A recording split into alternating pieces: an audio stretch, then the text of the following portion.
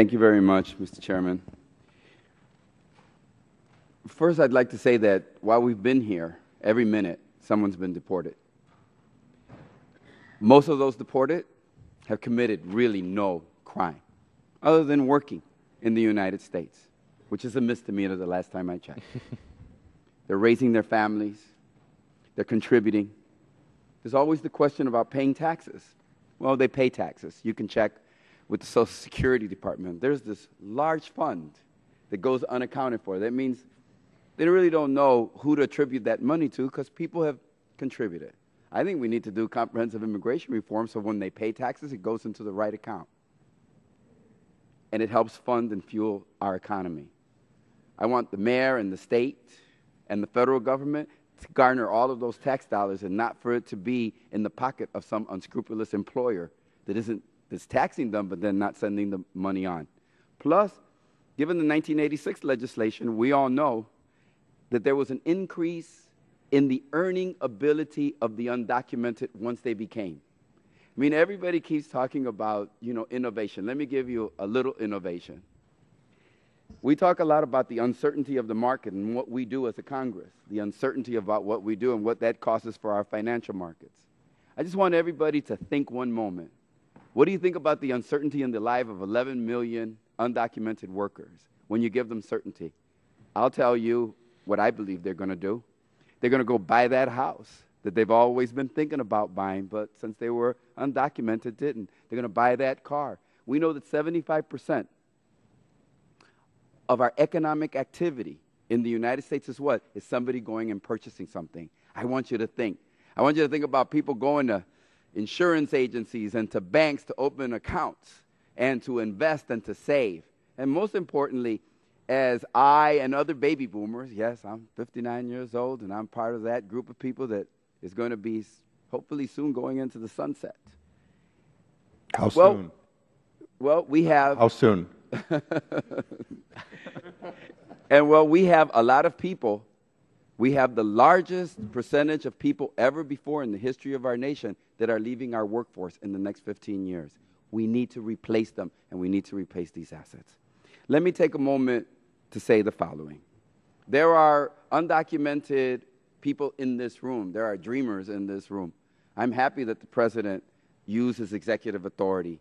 500,000 of them are now safe from deportation. 150,000 of one of them is in my office. And I've got to tell you something. He's not a burden. He got legalized. He came to my office. We hired him. He's working. He's paying taxes. He's got health care. How did he get health care? The way most of us get health care. I don't think we should look at immigrants and say, how are they going to get health care? Well, the same way members of Congress get health care. We get health care at our place of employment. That's the same place they're probably going to get health care, and if not. So I want to say to everybody that is here, I want to quickly say to those that have come here, and I'm sorry, I'm going to butcher your name, Dr. Wadaha? Good enough. Good enough. And I want to say to Mr. Aurora, to both of you, we have a bill. It was introduced by the gentlelady from California. For 10 years, I insisted that nothing happened on STEM or any other particular part of comprehensive immigration reform unless we did it all. But last year, I think in good faith and to show that we wanted to work with everybody, we said 50,000. I will not object, but they needed to be clean. We didn't want you to get something while someone else lost something. We wanted to give it to you. And in our bill, 50,000, you get to come from the very first day with your wife. You get to come from the very first day with your children because we believe we should welcome you and your talent and at the same time not have to make a distinction between serving this country and bringing your talent and sacrificing the love and cherishing the fact that your family might not be there with you. So we think that that's important, and so I'm going to continue to work, and I say to my colleagues on the other side of the aisle, we can resolve this and many other issues. Lastly, I want to say a special thank you to Mayor Castro. You just lit up our house. My wife and my daughters and my grandson, Luisito. You lit us up with your speech at the Democratic Convention, with your leadership as mayor, with your poise. with the way it is, you just make us all so proud, and with your story. And I would like to say to you that I'm so thankful that America gave your grandparents a chance and that you're here with us today, because I know that not only San Antonio, but Texas, the nation, is better because of your service. Thank you so much for your testimony here today, and thank you, Mr. Chairman. I thank the gentleman. The gentleman from California, Mr. Issa, is recognized for 5 minutes.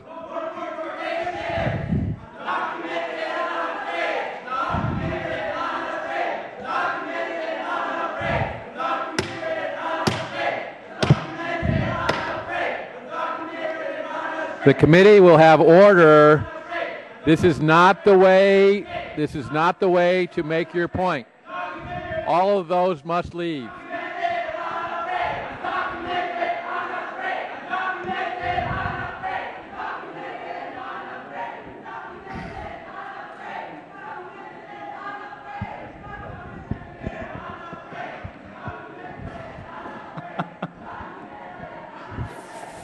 Just so any of you are not in doubt about the rules of the committee, I want to make sure everybody knows that the House rules provide that the chairman of the committee may punish breaches of order and decorum by censure and exclusion from the hearing.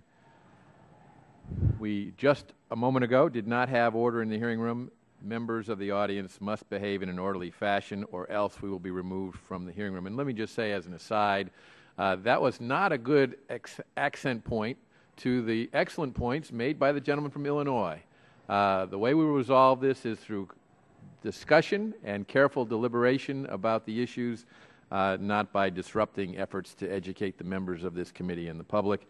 And we'll resume the hearing, and the gentleman from California is recognized without penalty.